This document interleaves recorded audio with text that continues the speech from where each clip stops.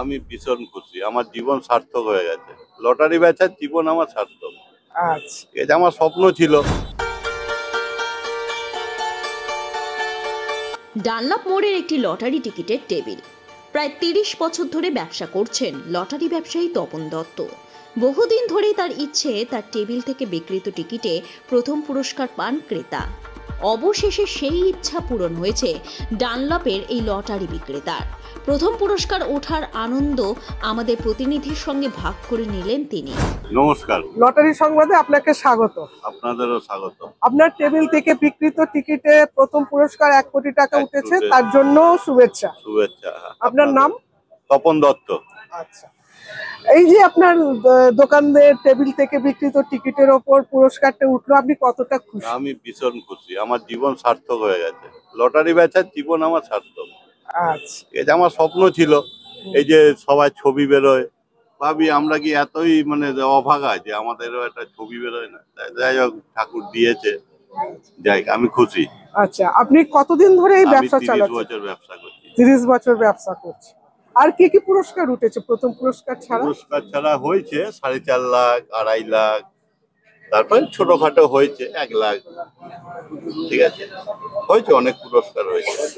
আচ্ছা, এই যে আপনি একটা পারিতোষিক পেয়েছেন, তো প্রথম পুরস্কার উঠেছে, সেইটা দিয়ে কি করার পরিকল্পনা আছে?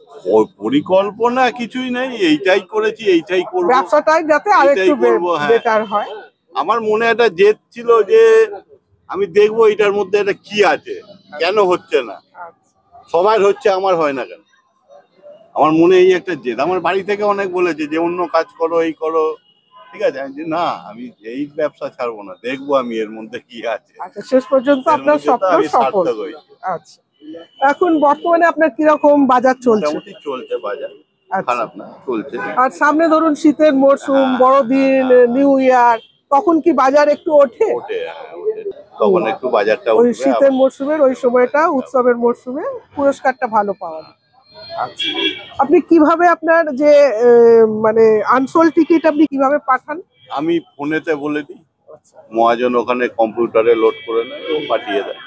আপনি কোথা থেকে টিকিট নেন? আমি কল্পতরু, এই যে ডানলপেই, আচ্ছা, ভোজন কমপ্লেক্সের ভেতরে, আচ্ছা, ওইখান থেকে। আমি বরাবরই, আমি 30 বছর ধরে ওর থেকেই টিকিট দিই।